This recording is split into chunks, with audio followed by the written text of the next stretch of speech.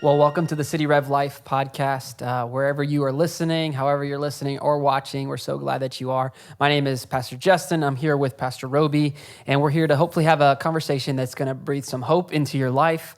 There's a lot going on right now, and you may find yourself in a difficult place where there's some things looming over your head. Some of us are concerned about jobs, provision, with everything going on in our world.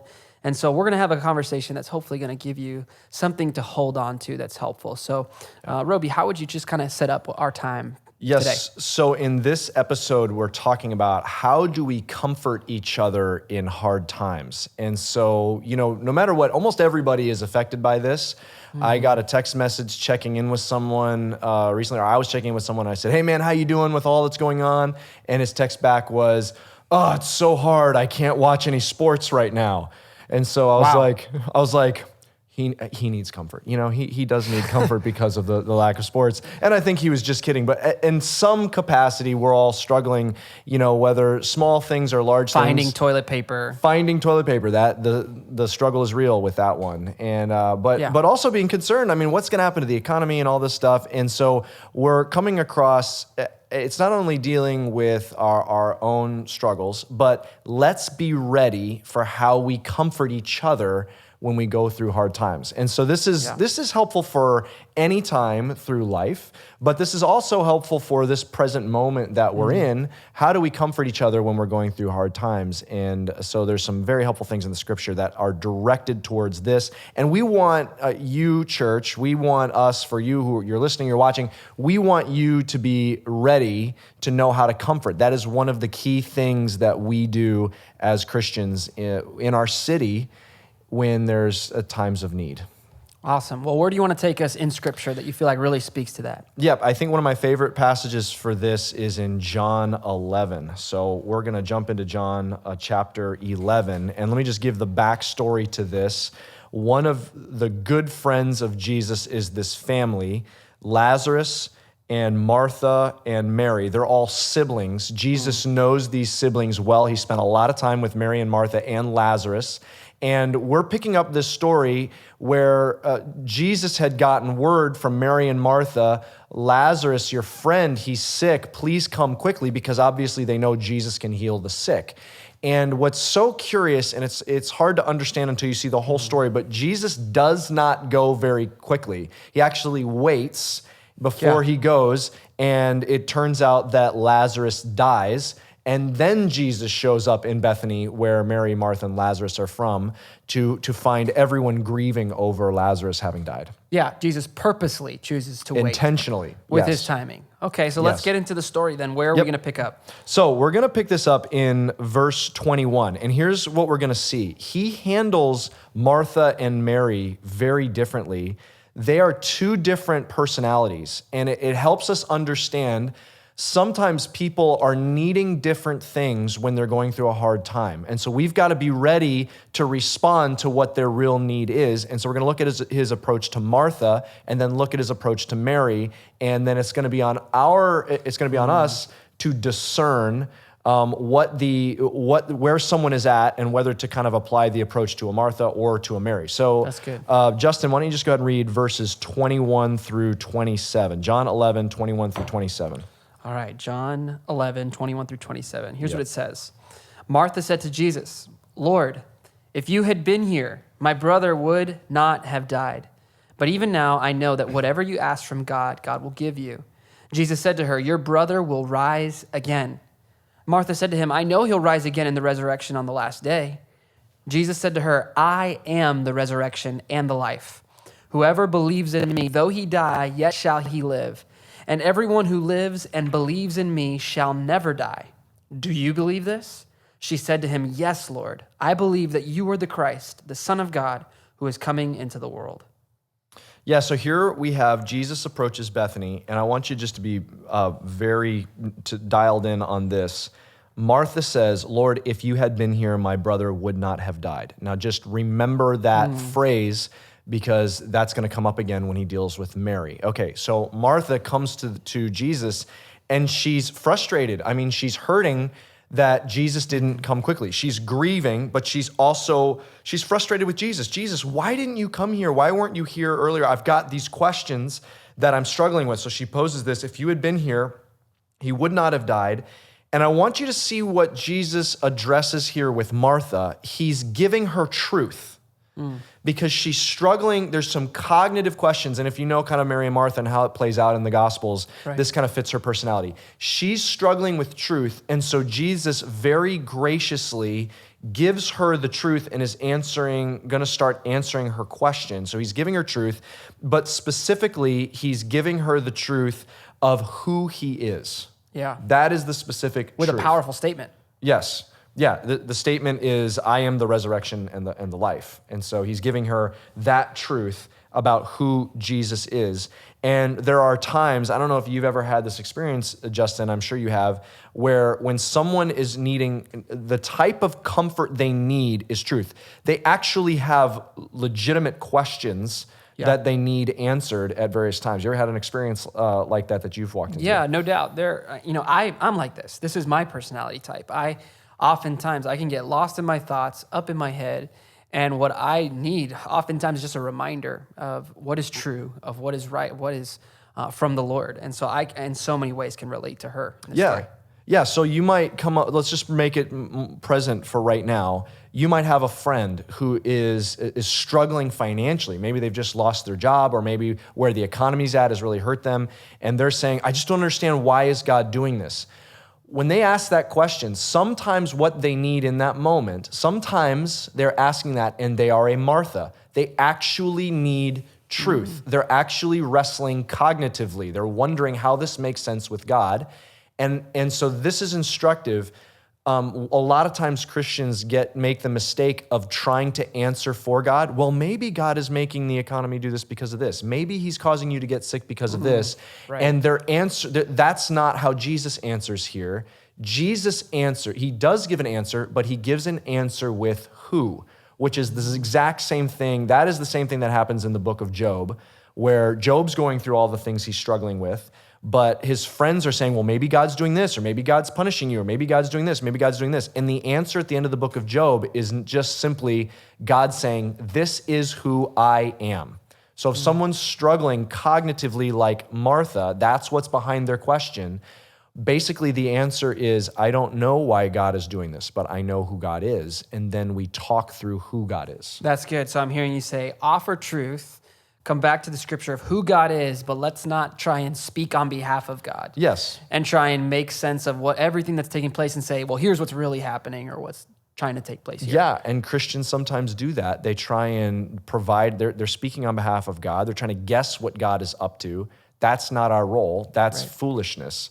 What we do know is who God is, and that's the truth that someone's looking for when they're struggling cognitively.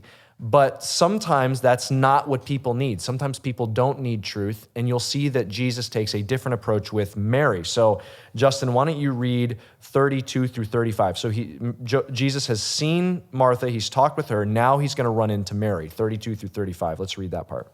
So here's what it says. Now when Mary came to where Jesus was and saw him, she fell at his feet, saying to him, Lord, if you had been here, my brother would not have died.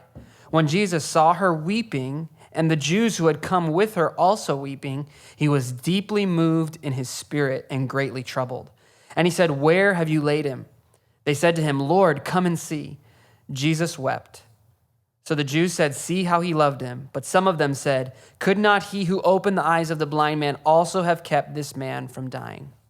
Yes, so let's just start with the reality that Mary and Martha are asking the same exact question, like the same words.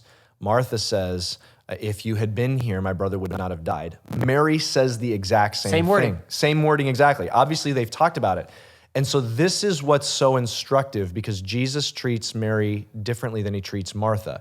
When someone is asking a question, we have to discern what's behind the question. Yeah. Do they need truth like Martha, or do they need what Mary needs? And what Jesus does with her is he just weeps with her. Wow. He just weeps with her. And sometimes when someone is saying, why would God allow this to happen? What's behind that is not the cognitive question. They are just needing someone to empathize, someone to just cry with and be emotional with. And those words, Jesus wept, are so powerful because 30 seconds later, he's going to raise Lazarus back from the dead. You know, you'd expect Jesus, if he knows he's going to raise Lazarus back from the dead, you'd expect Jesus to kind of come in and be like, look, Mary, you know. Watch this. Watch this. He's got like a glint in his eye, kind of a smirk on his face. You're not going to be crying for long. But that's not what he does. Yeah. He knows he's going to raise Lazarus back from the dead, but in that moment, he just stops and weeps. And so, in fact, what I would say is most times when someone is going through something and they need to be comforted, this should probably be our default. Right. We should probably assume what they need is not truth, but empathy. There are some people that need truth, but man, when we go in with truth and what they need with empathy, that can be so hurtful to someone. Yeah, it can feel insensitive, or like you're just completely seeing past me, seeing me as a problem to solve, or trying to give information, when sometimes what people need is a hug. People need is just someone to be present with them. Perhaps not currently in our time of social distancing is a hug best prescribed. Right. But sometimes we just need that empathetic presence to be able to comfort those in our lives. And so how does this passage then end up? Kind of what's the hope for us here? Yeah, so I would just say, I would approach when someone needs to be comforted. Let's say you know someone that in this season they've lost their job. I would approach them and they're struggling, they're wrestling, they're angry with God, they're asking questions. I would start with the assumption that they are a Mary. They just need empathy. And I would just say, man, I am so sorry. That is so hard. And man, I'll be praying with you. Maybe you stop and pray with them, and maybe you join in their prayer and just say, God, it's so hard. You know, sometimes you do this and we don't understand. God, can you help us understand why? Like, enter in to the suffering with them. It's sometimes called the ministry of presence. You know, when one down the road, when the social distancing situation is lifted and you go sit with someone in the hospital, they probably are more of a Mary than a Martha. They need empathy more than truth. Just go sit with them. Have a ministry of presence. Just go empathize with them. Enter into the emotion with them. You know, when you're going to a funeral to support a friend, be there, weep with them, cry with them. There's so much power in them not being alone when you empathize. And Jesus did this, and we can empathize. That's not abandoning the truth. That's not abandoning the truth of the situation, but that's what Jesus does, even though he knows he's going to raise Lazarus back from the dead. And then, so I would enter it expecting to empathize. Start there, just weep with the person. Just enter into the pain. Don't try and fix it. Jesus didn't try and fix it with Mary in the moment. He just wept with her. Go in expecting to empathize. But then along the line, if someone's really grieving or going through a hard time, at some point they are going to need truth. And they're going to need what Martha needs. And at that point, make sure the truth that we're giving them is actual pointing to Jesus and pointing to what we know about God. Why did God allow this? Look, I don't know.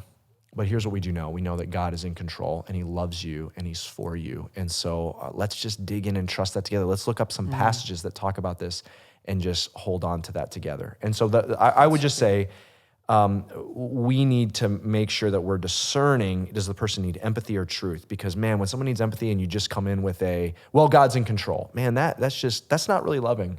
They need that empathy, and discerning which that they need. I would start assuming it's empathy. Wow, that's good. Well, every time I spend some time looking at the life of Jesus and discussing how he conducted his ministry, it's always amazing to see how he made time for people. He was always present and in the moment. He wasn't rushed.